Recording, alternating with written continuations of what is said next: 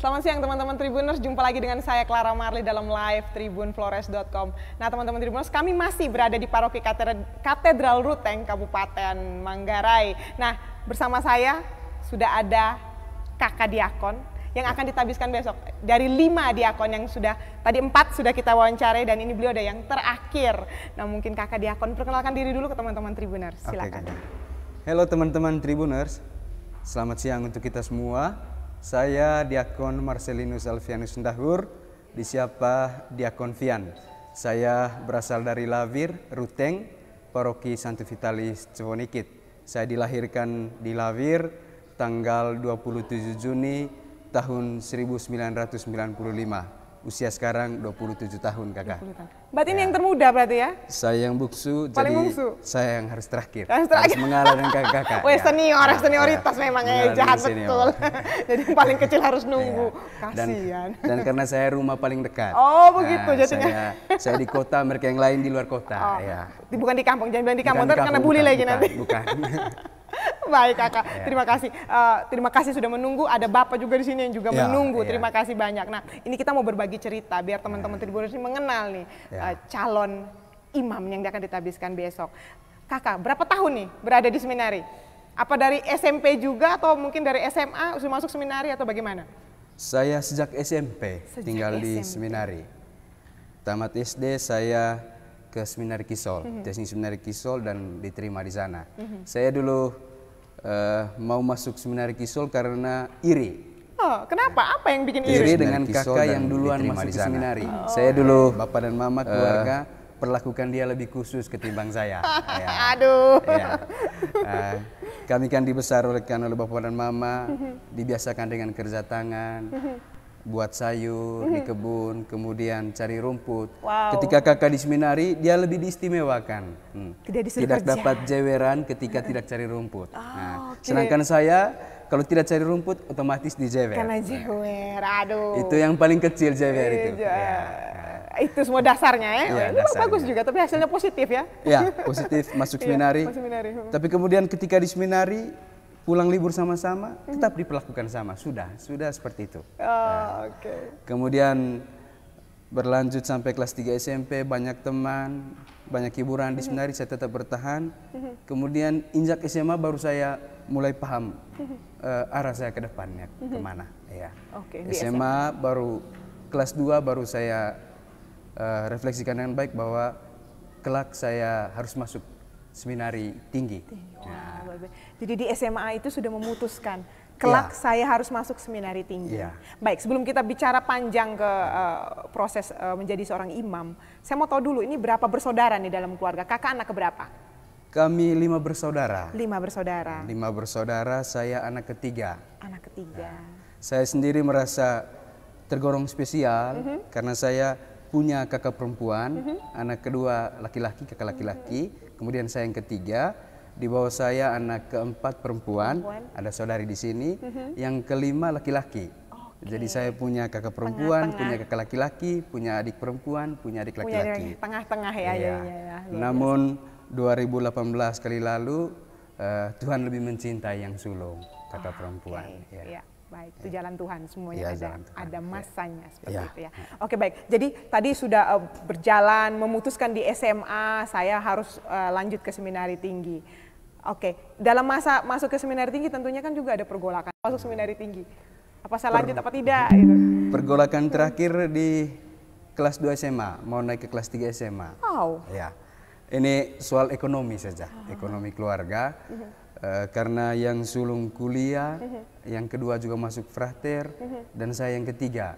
Saya sudah mulai cukup mengerti, merasakan juga beban yang dimiliki orang tua. Namun orang tua bilang, ini tanggung jawab kami, tanggung jawab kalian itu bersekolah dengan baik dan mencapai kamu cita-cita.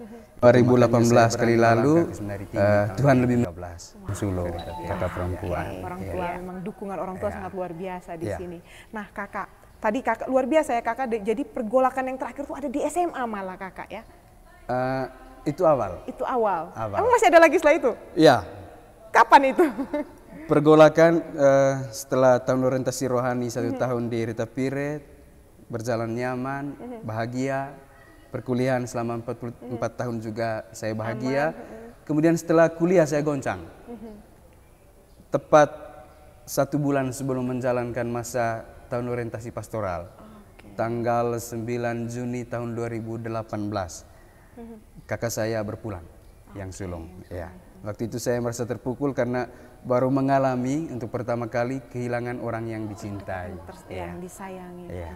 Saya merasa terpukul, ombang-ambing, bimbang waktu itu, tapi kemudian tetap memutuskan untuk menjalankan praktek pastoral 2 tahun di SMA Santo Claus Kubu. Oh, topnya di situ. Ya, itu apa? Kegiatannya apa? Selama top itu kakak berperan sebagai apa di situ? Selama top saya selain sebagai pembina asrama, saya juga sebagai guru. Saya bersyukur top di SMA Santo Claus Kubu karena sejak kelas 1 SMP sampai masa kuliah saya hidup dalam situasi homogen. Nah, dengan teman-teman laki-laki semua. Tetapi ketika di Santo Claus, saya berada dalam situasi suasana heterogen. Nah, di sana asrama dari kelas 1 SMP sampai kelas 3 SMA.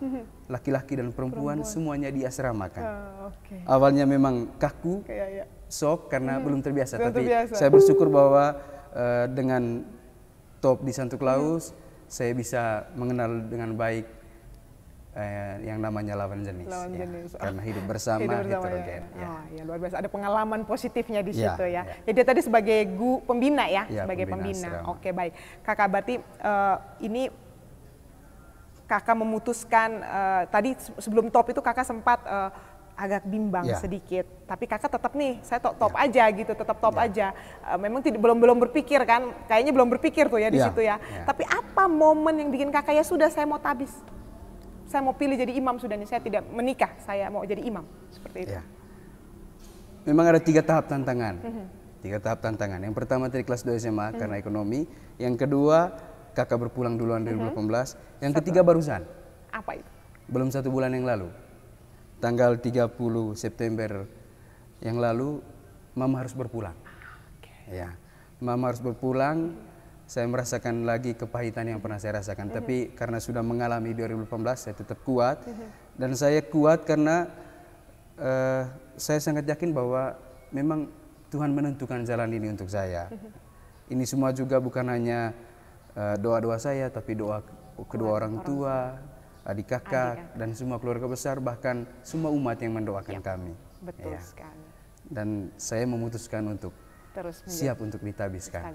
Karena memang moto saya ke sana. Ya, motonya apa mungkin bisa dikasih tahu kepada moto saya sebelum tabisan diakon, moto yang sesuai dengan suka duka panggilan saya, itu saya ambil dari surat kedua Rasul Paulus kepada Timotius bab 4 ayat 2. Siap sedialah baik atau tidak baik waktunya. Siap sedialah baik atau tidak baik waktunya. Dan moto ini yang menguatkan saya di tantangan terakhir. Baik atau tidak baik waktunya, harus siap sedia. Siap. Karena dia datang seperti pencuri. Ya, luar biasa. Ya teman-teman Tribuners, itu banyak sekali hal positif yang bisa diambil dari pengalaman kakak diakon. Nah, di sini juga sudah ada Bapak. Mungkin kita akan ngobrol-ngobrol sedikit dengan Bapak. Kita panggil Bapak dulu ya. Bapak, mari Bapak.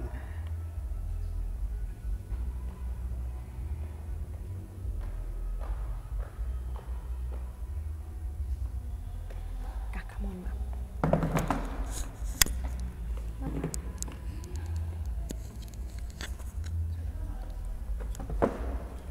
Bapak, selamat siang. Selamat siang. Sehat Bapak? Sehat. Bagaimana nih perasaan nih besok anak laki-laki Bapak akan ditabiskan menjadi imam. Bagaimana perasaannya Bapak? Perasaannya memang bahagia. Di samping bahagia ada sedihnya, tetapi itu kan semua yang menentukan Tuhan. Ya, kita sebagai manusia terima apa adanya. Terima apa adanya. Menjalankan apa yang sudah dikasih sama Tuhan. Seperti itu. Baik Bapak.